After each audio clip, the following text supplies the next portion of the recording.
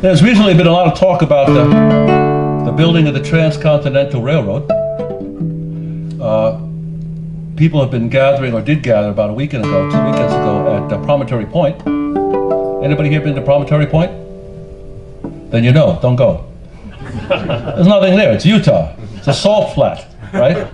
There's nothing there. I had to go there about 20 years ago to do something. We drove for hours to go to the salt flats. What's on the salt flats? Nothing. And I said to myself when I was out there, I said, what am I doing here? And I said, I'm doing the same thing those guys were doing. I'm trying to make a few bucks, right, in the middle of nowhere in Utah. So here's a little piece about that. Roll on down the line, roll on down the line. Yonder comes my darling, she's coming down the line. But I want to roll on down the line, roll on down the line. Yonder comes my darling, she's coming down the line.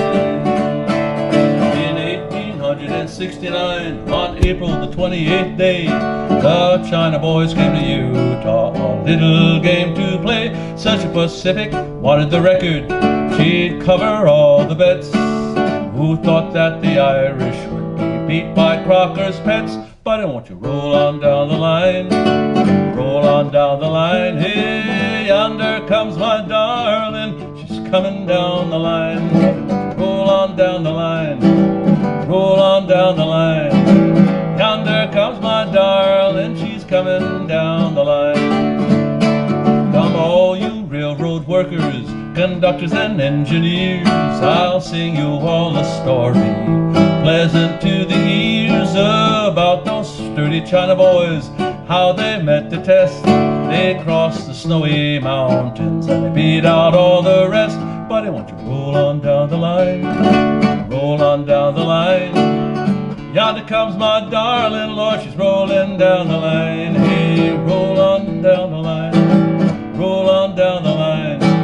Yonder comes my darling, she's coming down the line. 845 workers, all armed with a shovel and pick. They showed them how to do the job and they finished up real quick. You know the boss man, he's delighted when he hears the foreman say, these China boys have laid their track 10 miles in just one day. But I want you roll on down the line, roll on down the line. Yonder comes my darling, she's coming down the line. Roll on down the line, roll on down the line. Yonder comes my darling, she's coming down the line. Now, a few facts about this particular situation. Of course, as you know, they had to hire Chinese against their better judgment in the beginning because they couldn't find enough workers on the West Coast to work the western portion of the Transcontinental Railroad. Charles Crocker had suggested the Chinese because he said, well, you know, they built the Great Wall of China. Maybe they could do this. So they tried a few trial gangs. Mr. Stowbridge, I believe, was the supervisor, and they discovered the Chinese worked very well.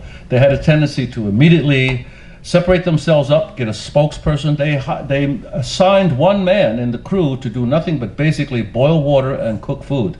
He cooked the food so they would have something to come home when they came back to their tent to eat. And he boiled water so they could have tea, very important, and they could bathe, which at that time was considered very effeminate for men to bathe on a daily basis, but the Chinese did. We know this, that over 1,200 men died on the project from Sacramento to Promontory Point. The distance tells us by mathematical division that that means about a Chinese man for every half mile died on the building of the Transcontinental Railroad.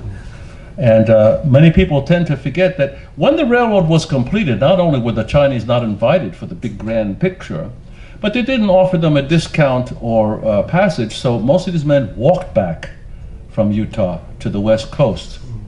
And now, again, because current events renewed popular interest in the project, is becoming a big deal.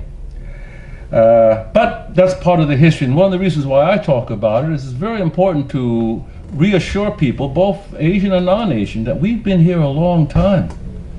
And we've involved in a lot of things that are crucial for America's development and growth. but people tend to forget that.